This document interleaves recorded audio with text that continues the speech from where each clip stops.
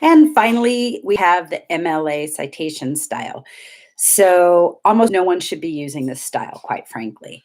MLA is only used for things like art, sometimes history, although history sometimes is APA, depends on the department that you are in at the college you're at.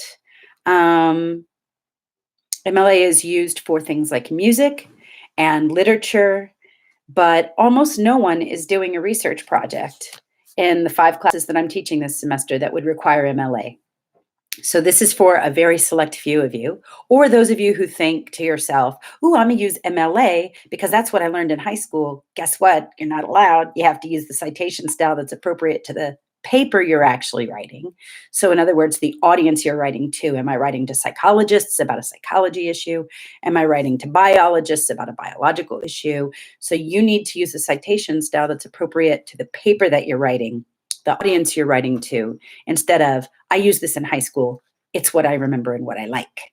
So if you're still watching this video because you are writing about poetry or prose or art, then you will want to make sure that you have available the citation style guide sheet that's on our library's homepage in the bottom left corner.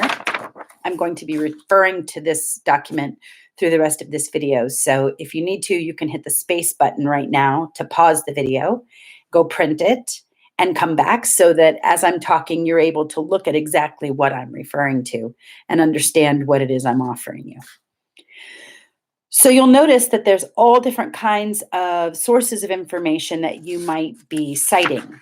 I'm going to refer almost exclusively to the portion on the very last page, article from a scholarly journal.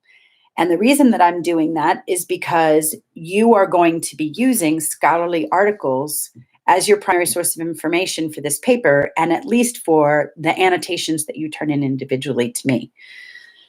So other parts of this will probably become useful to you when you're writing your final paper and you're referencing a website or a book you may have read, when you're making your argument.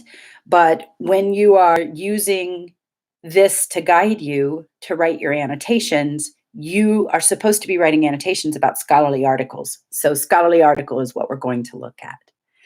You'll notice some pretty standard traditional MLA features. The first line is left justified. All subsequent lines are indented 5 spaces. If you're having trouble making that happen, you can go to the end of the first line with your cursor, click on the end of the first line, hit enter, and that separates the first and subsequent lines then, so that the controls you do to one don't automatically impact the others. You'll notice that the author's names are listed in terms of both the last name and the first name. This is the only citation style that includes first names. And you'll notice that the title of the journal article is in quotation marks. Again, the only citation style that uses quotation marks for the journal article title. The name of the journal itself is italicized, which is similar to APA. But notice that the volume and issue are not like APA in that you have the volume number and then a period and then the issue number instead of any other kinds of separation.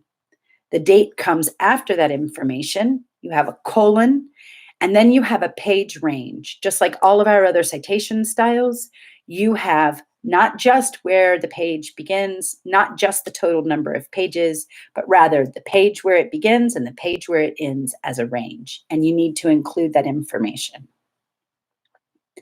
Finally, you'll notice that in MLA, you list what kind of source you're looking at. So in this case, you can write print if you wish. And if you wish, you can write what database you got it from and the date you got it from that database. But really, you can leave out both of those if you wish to. I'm not going to count you wrong for just ending your citation after the page range, as long as all that other information is there beginning it. The authors, the title in quotation marks of the journal article, the journal title in italics, the volume and issue number, the date, and the page range. These are the only things that I require for your MLA citation.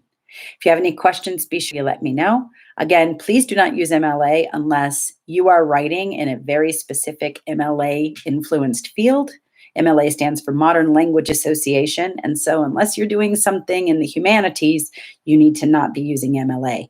And if you're confused about what citation style you should be using, that sounds like you need to show up for office hours in the virtual world. I hope all is well with you. Thanks.